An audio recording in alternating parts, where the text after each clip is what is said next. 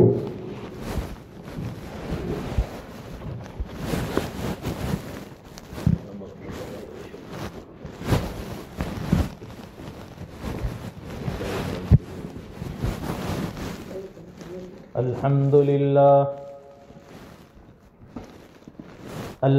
لله وكفى وسلام على عباده الذين اصطفى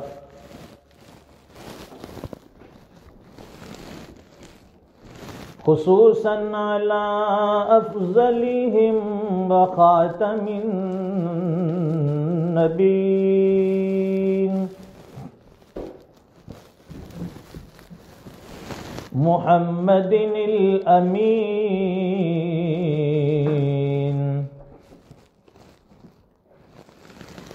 وعلى آله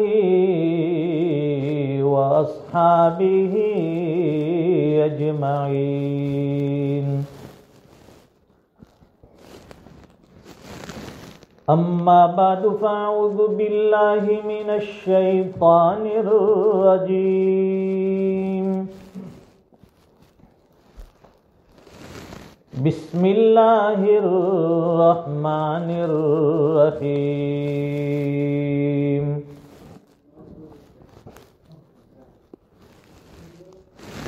يا أيها الذين آمنوا توبوا إلى الله توبة نصوحا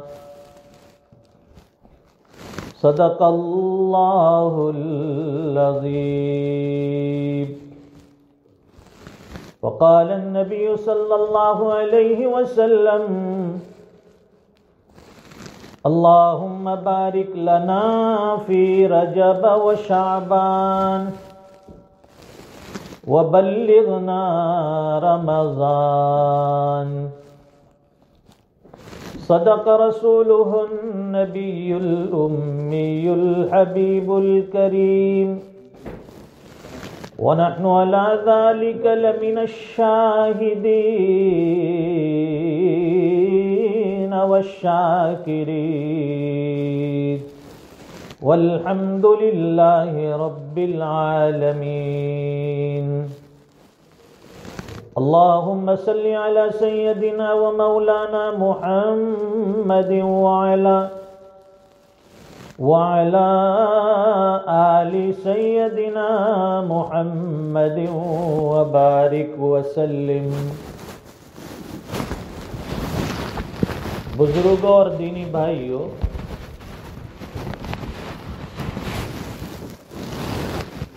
اللہ تعالیٰ نے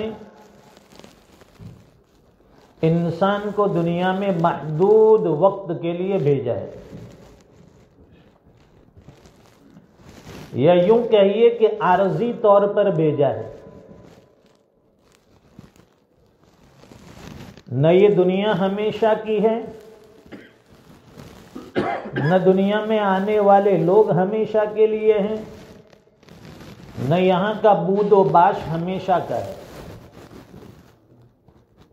یہ سب عارضی چیزیں ہیں، اور ہمیشہ کی چیز اللہ نے آخرت بنائی،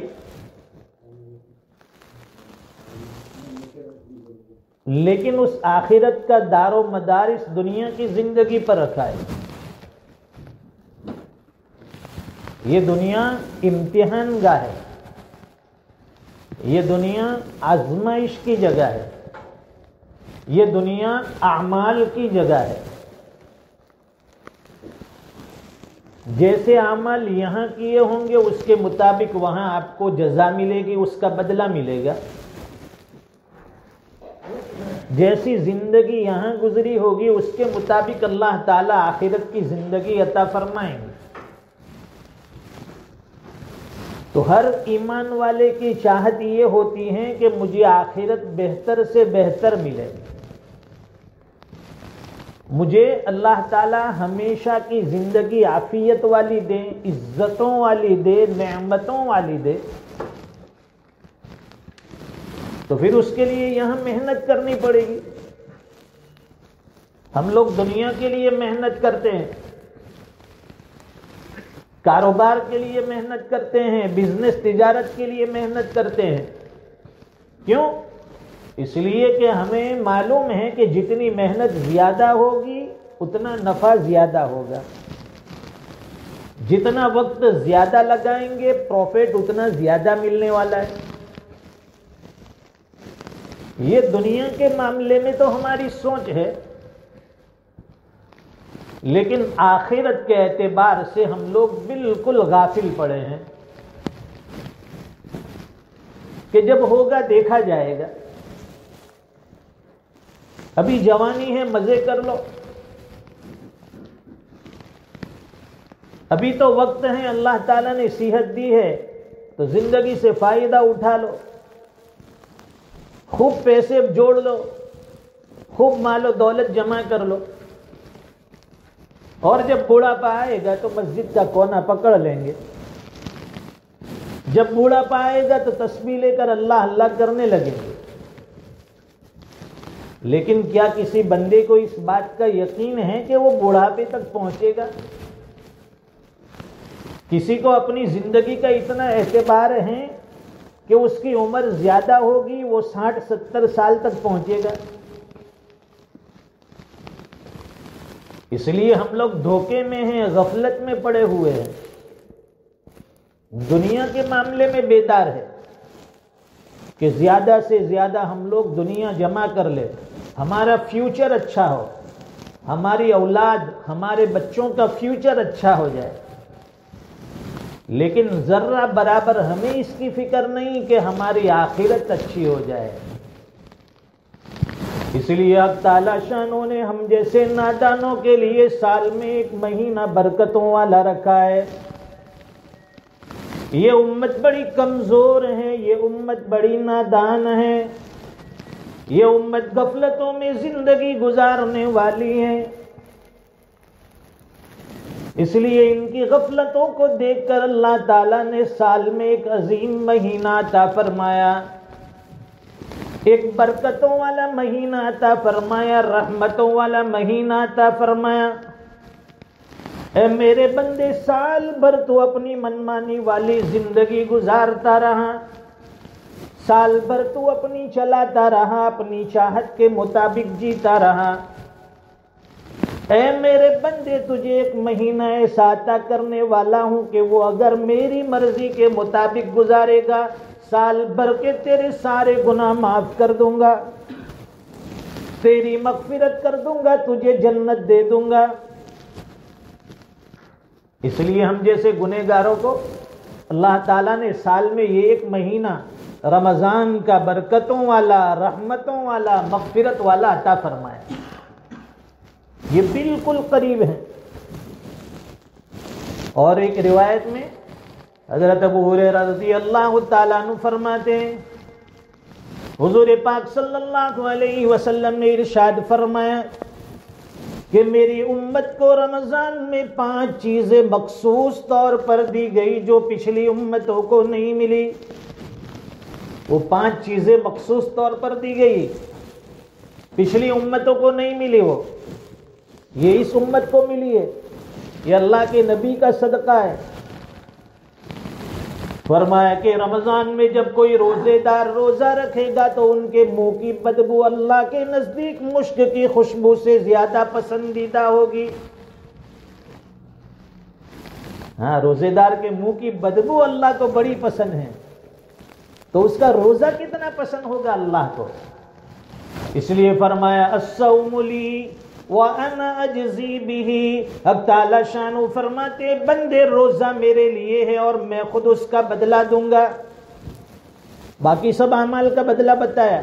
سبحان اللہ پڑھو گے جنت میں درخت لگے گا، قناع تسبیح پڑھو گے جنت میں یہ ملے گا. لیکن روزے کے بارے میں اللہ فرماتے ہیں کہ میرے بندے روزہ میرے لیے تو نے رکھا ہے، اس لیے اس کا بدلہ بھی میں تجھے دوں گا جب تو مجھ سے ملاقات کرے گا. تو روزے دار کے منہ کی بدبو اللہ کے نزدیک مشک کی خوشبو سے زیادہ پسندیدہ ہے. اس کا مطلب یہ نہیں ہے کہ پھر اپنے منہ کو گندا رکھا جائے، منہ کی صفائی نہ کی جائے. وہ الٹا مطلب سمجھتے ہیں، پھر نہ مسواک کرتے ہیں نہ ٹوتھ پیسٹ کرتے ہیں، بس ایسے ہی گندے منہ گھومتے رہتے ہیں، اور منہ کی بدبو سے پھر دوسروں کو بھی تکلیف اور پریشانی ہوتی ہے۔ حضور پاک صلی اللہ علیہ وسلم کا یہ مبارک عمل ہے، آپ ہر وضو کے وقت، ہر نماز کے وقت اپنے منہ کو مسواک کے ذریعے صاف کرتے تھے۔ 5 وقت کی نماز میں 5 مرتبہ مسواک، بلکہ جب جب وضو فرماتے تھے مسواک کرتے تھے تاکہ منہ کی صفائی ہو جائے۔ یہاں روایت میں جو بدبو کا ذکر ہے وہ منہ کی بدبو نہیں ہے، بلکہ روزہ رکھنے کی وجہ سے انسان کا معدہ، اس کا پیٹ جو خالی ہوتا ہے اور بھوک کی وجہ سے وہ بدبو منہ سے باہر نکلتی ہے، وہ بدبو یہاں مراد ہے۔ اور دوسری نعمت اور دوسرا انعام اللہ نے یہ عطا فرمایا کہ رمضان میں روزے دار کے لیے سمندر اور دریا کی مچھلی تک دعائیں مغفرت کرتی ہے۔ دوسری مخلوق اور سمندر میں، پانی میں، گہرائی میں رہنے والی مخلوق مچھلی، یہ بھی روزے دار کے لیے دعائیں مغفرت کرتی ہے۔ کتنا بڑا انعام ہے۔ اور تیسری چیز بتائی کہ رمضان میں اللہ تعالیٰ روزانہ جنت کو ڈیکوریٹ کرتے ہیں، ایمان والوں کے لیے سجاتے ہیں۔ دلہے کے لیے ایک دن گاڑی سجائی جاتی ہے، ہاں، دلہن کے لیے ایک دن اس کو بناؤ سنگار کیا جاتا ہے، اور پھر معاملہ ختم۔ اور فرسٹ نائٹ ہوتی ہے دلہے اور دلہن کے ملنے کی، اس میں روم کو ڈیکوریٹ کیا گیا، سجایا گیا، خوشبوئیں چھڑکی گئی۔ بھئی کیا ہے، آج فرسٹ نائٹ ہے، دلہا اور دلہن ملنے والے ہیں، جتنا ہو سکے زیادہ اس کو سجاؤ تاکہ اور زیادہ خوبصورت لگے۔ لیکن یہاں تو ایمان والوں کے لیے رمضان میں روزانہ جنت کو سجایا جاتا ہے کہ میرے بندے جنت میں آئیں گے، جنت کی نعمتوں کو دیکھیں گے، یہاں کی رنگینیوں کو دیکھیں گے۔ یہ تیسرا انعام۔ اور چوتھی چیز جو اس دور میں ہم سب کے لیے ضروری ہے اور ہم سب اس میں جکڑے ہوئے ہیں، فرمایا کہ چوتھی چیز کہ حق تعالی شانہ رمضان میں سرکش شیاطین کو قید کر لیتے ہیں۔ جتنے بھی شیاطین جو گھومنے والے ہیں اللہ تعالیٰ سب کو قید کر لیتے ہیں۔ عام دنوں میں تو انسان یہ شکوہ کرتا ہے کہ بھائی شیطان نے گناہ کرا دیا، بھائی یہ گناہ کیوں کیا؟ تاکہ شیطان نے مجھ سے یہ گناہ کروا دیا۔ تو رمضان میں تو اللہ تعالیٰ سرکش شیاطین کو قید کر لیتے ہیں۔ اس وقت تو کنٹرول میں آ جاؤ، اس وقت تو گناہوں سے باز آ جاؤ، اس وقت تو اپنے آپ کو برائیوں سے روک لو۔ اور الحمدللہ اکثر لوگ رمضان میں گناہ کرنے سے بچتے ہیں، رمضان میں گناہ کرنے سے باز آتے ہیں۔ بھائی یہ برکت والا مہینہ ہے، رحمت والا مہینہ ہے، اللہ کی عظمتوں والا مہینہ ہے۔ اس مہینے کا جتنا رسپیکٹ کیا جائے، اس مہینے کی جتنی قدردانی کی جائے اتنی کم ہے۔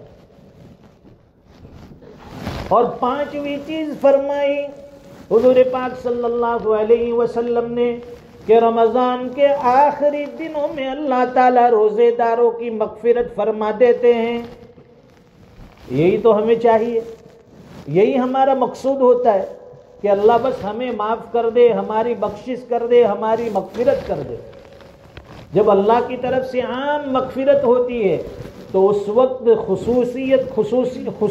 خصوصاً اپنے لیے، اپنے اہل و عیال کے لیے، اپنے والدین کے لیے، اپنے رشتہ داروں کے لیے بھی مغفرت کی دعائیں مانگیں، کیونکہ اللہ کی مغفرت عام ہے۔ اللہ خود فرما رہے کہ میں مغفرت کرنے والا ہوں رمضان کے آخری راتوں میں، آخری دنوں میں روزے داروں کے لیے۔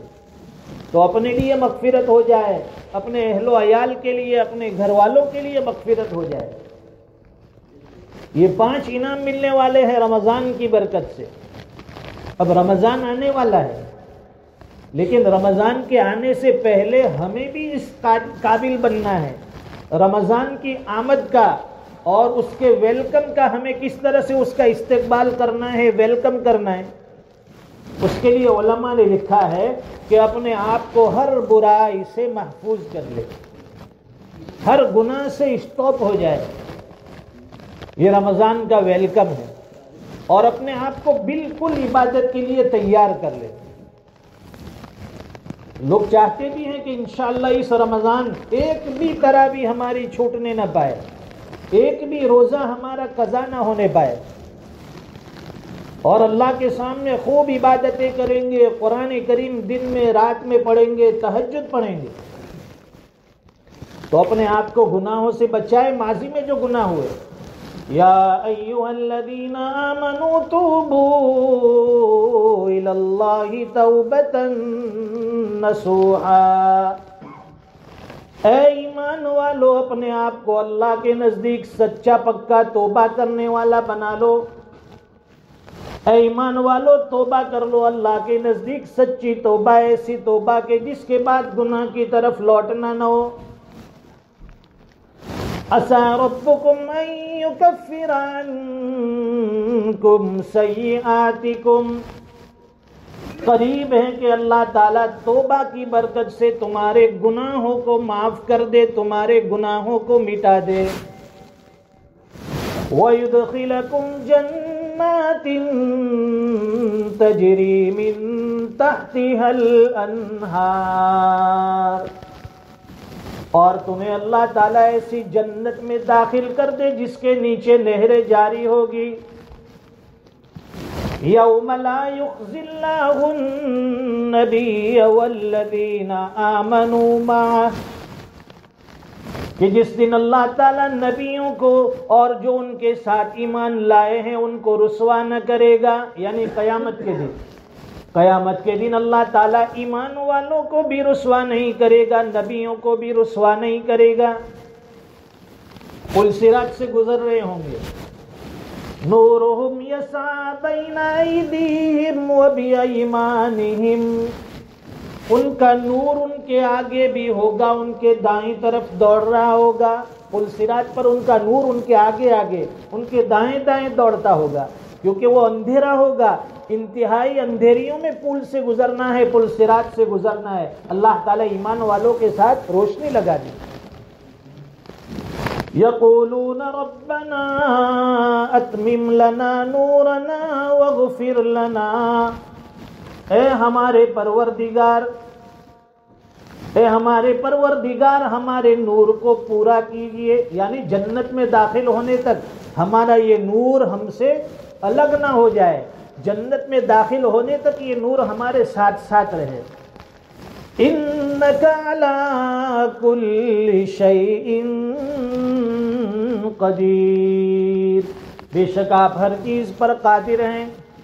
تو توبہ سے اپنے آپ کو بالکل گناہوں سے پاک کر لے، اللہ سے سچی توبہ کر لے. یہ رمضان بالکل قریب ہے، اس کی آمد سے پہلے اللہ سے دعا مانگ لے. اے اللہ، سال بھر نافرمانی ہوتی رہی، سال بھر گناہ ہوتے رہے، اپنی مرضی کی زندگی جیتے رہے. اے اللہ، بہت سی معصیتیں ہوئی ہے. اب آنے والا مہینہ رمضان کا مہینہ ہے، اس مہینے کے صدقے میں، اس مہینے کی برکت سے ہمیں بھی معاف فرما دے، ہمارے اہل و عیال کو معاف فرما دے، ہمارے رشتہ داروں کو معاف فرما دے. انشاءاللہ آنے والا رمضان ہمارے لیے نیکیوں والا ثابت ہوگا، ہمارے لیے رحمتوں، برکتوں اور مغفرت والا ثابت ہوگا. اللہ تعالیٰ کہی سنی باتوں پر عمل کی توفیق عطا فرمائے. وآخر دعوانا ان الحمد للہ رب العالمین.